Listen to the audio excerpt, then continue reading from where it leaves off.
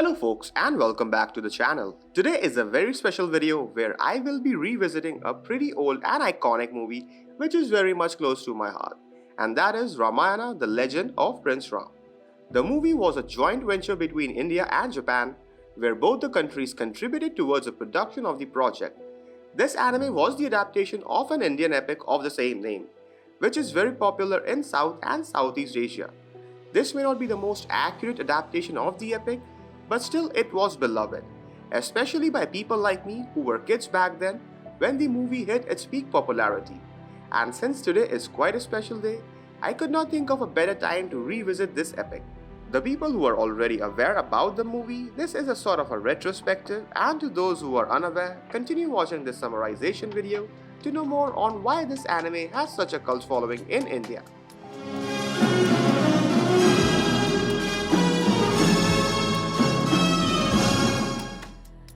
So, this movie, as I mentioned before, is an anime adaptation of an Indian epic called the Ramayana, which is not only culturally very significant, but was also one of the original tale of good versus evil, where the plot and the setting takes place in ancient India following the legend of Ram, who was a prince of the prosperous blooming kingdom of Ayodhya, a city that still exists today.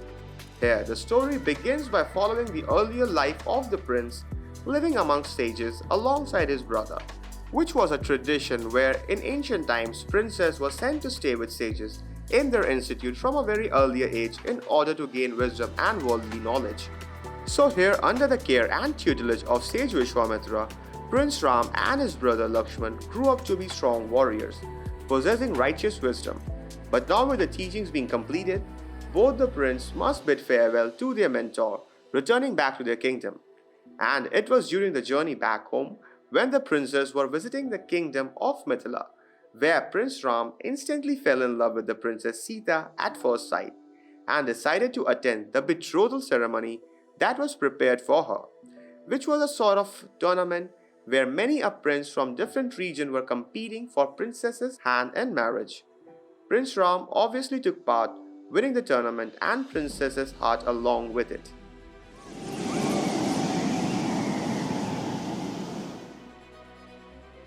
Now with the tutelage being complete and a newfound love by his side, the prince returns home to take command of his kingdom. And for most stories, this would be the happy ending where prince and princesses are driving off into the sunset. But this is where the real narrative begins in this tale, as not too long after his return, a coup was planned against Prince Ram by one of the king's wife to replace his own son Bharat as heir to the throne, where unwillingly, Ram's father King Dashrath must exile him from the kingdom for 14 years under the force of a promise made long ago. Do you want it to be known that a king of the Solar dynasty went back on his word? I will be content with only those two boons. Without even questioning the king and keeping the honor of the promise, Ram accepted his exile with grace. But being a loving wife, Sita could not let him venture out alone, and thus decided to accompany Ram on his exile, which was followed by Lakshman, who also decided to give up the life of a royalty and accompany his brother. Thus the trio ventured forth into the wilds for their exile, as the whole kingdom weeps alongside the king. And here soon after, overstricken by grief, King Dashrath passed away. And once the Prince Bharat, who was away at the time, came to know about the entire scenario, he went running to correct the error made by his mother, pleading Ram to return home. But in order to keep the promise made by their father, Ram refused to end the exile early. Still, being a lawful brother, Bharat only accepted to rule the kingdom until Ram returns back from the exile. I will rule for the next 14 years, but only till you return. My brother. Ram. Long live Ram! Long live Bharat! Henceforth, Ram and Sita alongside Lakshman continued their exile in the wilds, far away from the kingdom, and for quite some time they lived a simple, peaceful, happy life. Until one fine day, a demoness named Shurpanakha came strolling around the forest, who after seeing Ram instantly became infatuated by him, and being a righteous man and a loyal husband, Ram politely refused her advances. Offended by the refusal, Shurpanakha tried to attack Sita out of spite, but before she could do any harm, Lakshman intervened and in the heat of the moment sliced off Shurpanakha's nose. With both her ego and face scarred, Shurpanakha ran weeping to her brother, the demon king Ravan, who was feared in all the realms, where even the deities were powerless against him, and witnessing the weeping sister, enraged Ravan wanted to retaliate and eradicate the culprits. But Shurpanakha's vindictive ran deeper than mere revenge, and thus she started tempting Ravan about Sita's immense beauty and how he should take her for himself. Tempted by the idea, Ravan decided to kidnap Sita with the help from his uncle Marich, where Marich took the form of a golden stag to distract Ram and Lakshman away from their cottage, whilst Ravan took the form of an old sage to trick Sita and then kidnapped her away in his flying chariot. Before Ram and Lakshman could understand the trickery, it was already too late. Now before they could lose the trail, the brothers ventured out to track down the demon. They made their journey towards the direction where Ravan took Sita, and after a while, fearing that they lost the trail, the brothers encountered a civilization of intelligent primates called Vanars, who resided in the forests of Kishkinda. This was the place where Ram and Lakshman first met King of Vanars, Sugriv, and his second-in-command, Hanuman, who quickly formed a bond of familiarity with both the prince. Indeed, it is a benevolent destiny that leads me to Prince Ram of Ayodhya. My name is Hanuman.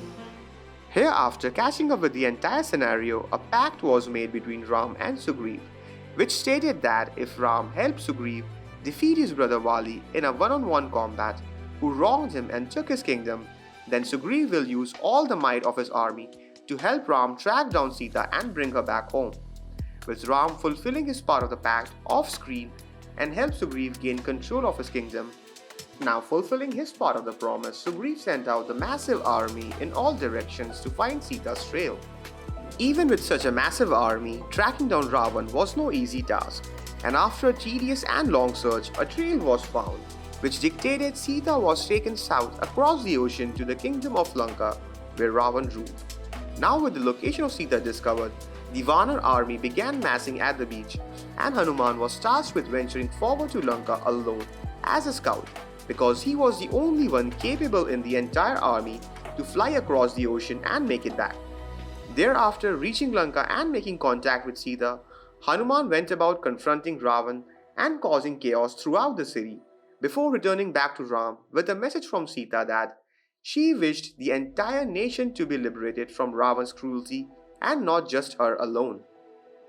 This was the moment which ignited the great war for righteousness between good and evil, as the purpose became clear of liberating not only Sita but the entire kingdom and in turn the world from Demon King's terror, where unsettled by Ravan's ever-growing atrocities, even his own brother Vibhishan turned against him and joined Prince Ram in his quest of liberation, where soon after rallying together and taking blessings from the god of seas, the entire army made a bridge across the ocean, marching towards Ravan's domain.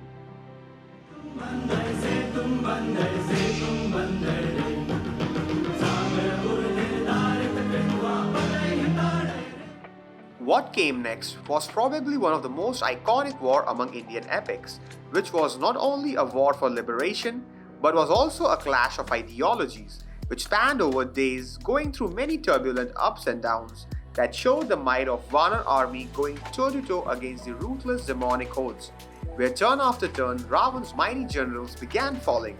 Even his own son was lost to the battlefield.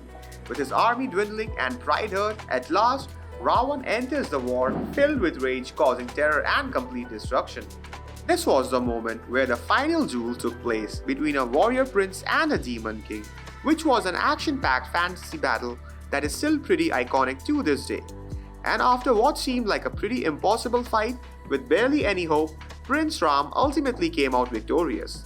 Thus, this great journey, which began from being exiled from a kingdom, came to a conclusion with the end of Ravan's reign of terror and rescuing Sita, bringing our tale to a closure where Ram and Sita alongside Lakshman returned home to Ayodhya, and this return of the prince was treated with such a grand celebration where the entire kingdom was illuminated for the occasion, which is still celebrated by Indians to this day as the festival of Diwali.